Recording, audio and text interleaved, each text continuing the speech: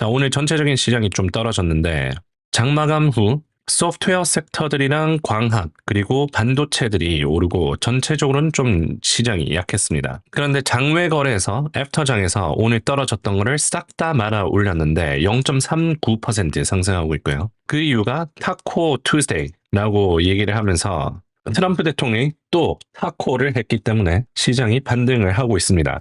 오늘 이란의 휴전을 무기한 연장시켰는데 이렇게 작성했습니다. 이란 정부가 심각하게 분열되어 있기에 파키스탄 총리의 요청에 따라 이란 지도부와 대표들이 통일한 제안을 내놓을 때까지 이란에 대한 공격을 중단해달라는 요청을 받았고 이에 응할 것이다라고 합니다. 이란 항구에 대한 봉쇄는 계속 유지하되 공격을 중단하겠다라고 또 얘기를 합니다. 이번에 좀 의외인 점은 무기한 연장이라는 점입니다. 물론 트럼프 대통령이 언제든 이란을 공격할 수는 있겠지만 날짜를 주지를 않았어요.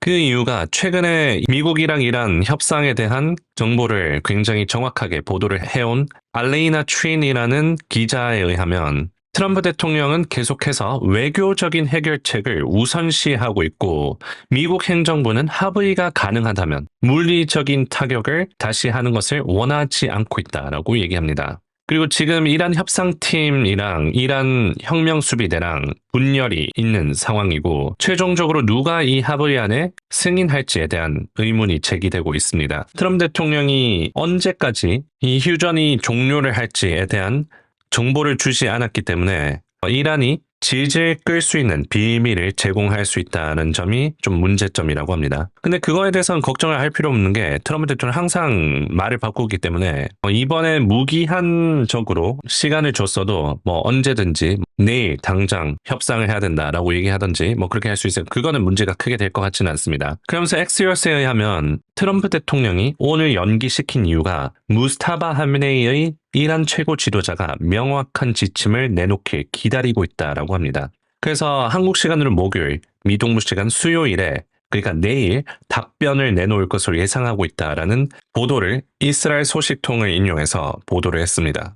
그래서 빠르면 내일 이란이 답변을 할 수 있어요. 오늘 트럼프 대통령이 CNBC 인터뷰 장 시작하기 1시간 전에 나와서 40분에 가까이 인터뷰를 했었는데 주요 내용만 말씀드리자면 나는 이란을 폭격할 것으로 예상합니다. 그래서 I expect to be bombing. 공격을 할 것 같다라고 시사를 합니다. 그러면서 미군은 이란 파병할 준비를 마쳤다. 라고 얘기를 하면서 케빈 워시에 대해서도 언급을 했었는데 케빈 워시 연준 의장 차기 후보이죠. 만약에 인준이 된다면 사무실 바로 옆에 놔두고 싶습니다라고 얘기를 하죠. 그래서 연준을 본인 컨트롤 하에 움직이게 하고 싶다라는 것을 또 언급을 했습니다. 오늘 골드맨삭스 CEO 솔로몬 경기 침체에 대해서 경고를 했습니다. 이란과의 갈등이 격화될 경우 유가가 배럴당 170달러까지 오를 수 있다. 현재 미국의 경기 침체 위험은 크게 높아지지 않았다. 하지만 경기 침체 위험은 언제든지 변할 수 있으며 트윗 하나로도 상황이 뒤바뀔 수 있다라고 얘기를 하면서 We are only one tweet away. 단 하나의 트위터의 게시물 작성으로 경기 침체로 갈 수 있다라고 또 경고를 했습니다. 오늘 트럼프 대통령이 이 케빈 워시에 대해서도 언급을 했었죠. 케빈 워시는 연준 의장 인준 청문회 했습니다. 여기서 중요한 내용들은 연준의 첫 번째 개혁 중 하나는 데이터 프로젝트가 되어야 된다라고 얘기를 하는데 10억 개의 가격에 대한 조사를 실시하고 싶습니다. 그래서 연준이 보고 수집하는 이 데이터들을 조사하고 개혁을 시사했습니다.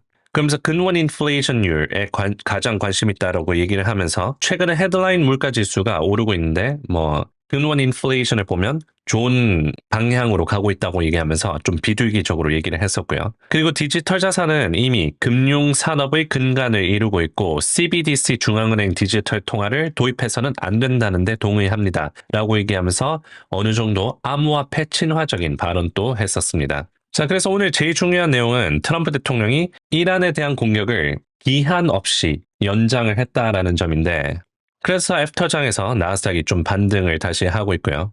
제 멤버십에서 4월 20일자 이번 주에 전략을 어떻게 짜면 필승 전략에 대해서 언급을 해드렸는데 여전히 좋은 종목을 선택하여 매수하고 지정학적 이슈는 웬만해서는 무시하는 게 좋은 전략이다라고 말씀드렸죠. 왜냐하면 트럼프가 결국 이란에 발을 빼면서 상승할 것으로 전망이 됩니다. 이 견해는 여전히 유지합니다. 지금 시장이 좀 변동성은 높지만 계속해서 상방으로 볼 수 있는 이유가 실적 발표 시즌으로 들어가기 시작합니다. 특히 오늘 환경을 보면 이 General Electric, GE가 오늘 실적 발표를 하고 전망을 약하게 내놨었는데 모두 전체적으로 하락을 했었죠. 보잉도 떨어지고 RTX도 떨어지고 Northrop Grumman 이런 방산 우주들이 하락을 했었죠. 반면에 UNH 실적은 전망을 상향 조정시키고 엘레벤스, 휴마나 등 관련 섹터들이 전체적으로 올랐습니다. 그래서 이제 내일은 테슬라 실적 발표가 있고 다음 주는 마이크로소프트, 애플, 구글, 메타 등 실적 발표들이 본격적으로 있을 예정인데 이 빅테크 실적 발표가 잘 나온다면 전체적으로 서로 상승하는 시나리오가 나올 수도 있습니다. 특히 테슬라 내일 실적 발표가 있죠. 최근에 테슬라 재무 상태를 잠깐 살펴보겠습니다. 테슬라는 최근에 EPS는 좀 좋지 않은 상황입니다. 아무래도 2024년 1분기 이후로 관세 때문에 영향을 받고 있고 이 EPS가 잘 가다가 쭉 떨어지고 있는 상황이죠. 마진에 대한 압박을 가지고 있습니다. 매출 성장률도 보면 오르는 날이 있지만 떨어지는 날도 있고 꾸준한 성장세가 없죠. 거기에 자사주 매입도 안 하고 있고 오히려 유상증자를 좀 했습니다. 2025년 4분기에. 거기다가 최근에 발행 주식 수를 본다면 오히려 자사주 매입이 아니라 유상증자, 즉 새로운 주식을 발행하고 있다라는 거죠. 그래서 주가를 좀 희석시키는 움직임도 있었습니다. 그래서 최근에 테슬라 실적 발표를 보면 좋았던 기억이 없었죠. 최근에 실적 발표를 할 때마다 지난 실적 발표 때는 마이너스 3%, 그전에는 마이너스 4에서 시작해서 플러스 2로, 그전 실적 발표에는 마이너스 6에서 시작했다가 마이너스 8%, 2025년 작년 7월 전부터는 그래도 좀 올랐지만 최근 3번 실적 발표 때는 전체적으로 안 좋았습니다. 그래서 일론 머스크가 이번에 테슬라 실적 발표에서 비전을 제공하는 게 핵심으로 볼 수 있는데 최근에 가장 야망적인 일론 머스크의 프로젝트는 이 테라패브 프로젝트인데 최근에 인텔이랑 협업도 발표를 했었죠. 이 테라패브라는 거는 초대형 자체 AI 반도체 공장인데 연간 1테라와트의 규모의 AI 컴퓨팅 역량을 생산하는 겁니다. 그래서 칩 설계부터 로직, 메모리, 패키징까지 공정 모든 단계를 이 테슬라가 할 거라는 얘기인데 그렇게 된다면 이 자본 지출을 줄일 수 있겠죠. 그리고 엔비디아의 GPU에 의존하지 않아도 되게 됩니다. 물론 중요한 거는 이 초기에 자본 지출, 캐펙스가 증가할 수는 있어요. 그런데 이 비전은 마진이 굉장히 높아질 거라는 그런 비전을 가지게 될 수 있습니다. 지금 테슬라가 EPS가 계속 줄고 있는 추세이죠. 그런데 만약에 이 전망을 잘 내놓는다면 점차 올라서 단기적인 EPS는 어려울 수는 있겠지만 만약에 테라패브가 완성이 되고 이제 추후 실적 발표에 대한 기대감이 생긴다면 그거를 반영하기 시작할 수 있겠죠. 그리고 당연히 FSD 관련된 것도 빠질 수가 없는데 유럽 시장에 이제 FSD 시장이 열렸습니다. 최근에 네덜란드에 공식적으로 승인이 되면서 4월 달에 승인이 됐었죠. 이제 유럽 진출의 가장 큰 장애물을 넘었습니다. 그리고 이제 구독으로 진행될 거기 때문에 테슬라가 구독으로 이 FSD 사용료 $100 정도 받고 있죠.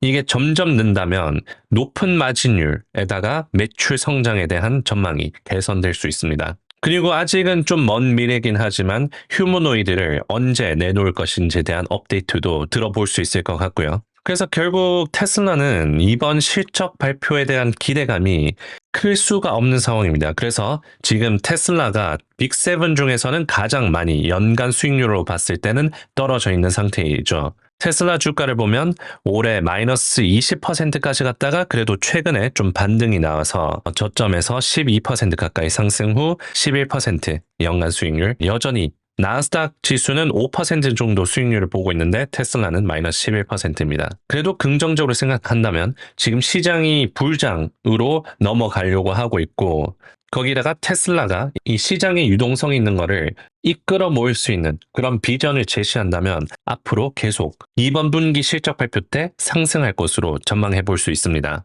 자, 테슬라 차트를 본다면 이 하방 추세에서 약간 벗어나 있죠. 완전히 벗어나진 않았는데 이제 385를 지켜주고 이제 427까지 가는지 확인을 해보면 됩니다. 이제 내일 실적 발표에 따라서 이제 변곡점이 되겠죠. 그래서 테슬라가 385, 지금 이 가격에서 이 하방 추세 안으로 다시 내려올지 아니면 427까지 다시 올라서 이제 상승 궤도로 올라갈지 확인을 해보면 됩니다. 지금 시장은 웬만하면 이 정치적인 노이즈, 거시경제 노이즈를 좀 줄이고 이 실적 발표 시즌이 다가오면서 개별 종목들에 집중하는 게 좋은 전략이 될 수 있습니다. 매일 투자 전략 설계소에서 시장 전략에 대해서 다루고 있습니다. 개별 종목들에 대한 분석도 올리고 있으니까 고정 댓글에 확인하시고 링크를 통해 온다면 이 페이지로 오게 되는데 멤버십을 가입하시면 컨텐츠들을 열람하실 수 있습니다. 자, 내일 테슬라 실적 발표와 트럼프 대통령이 이란 협상에 대해서 어떻게 할지에 대한 정보가 추가적으로 나오면 또 전달해 드리겠습니다.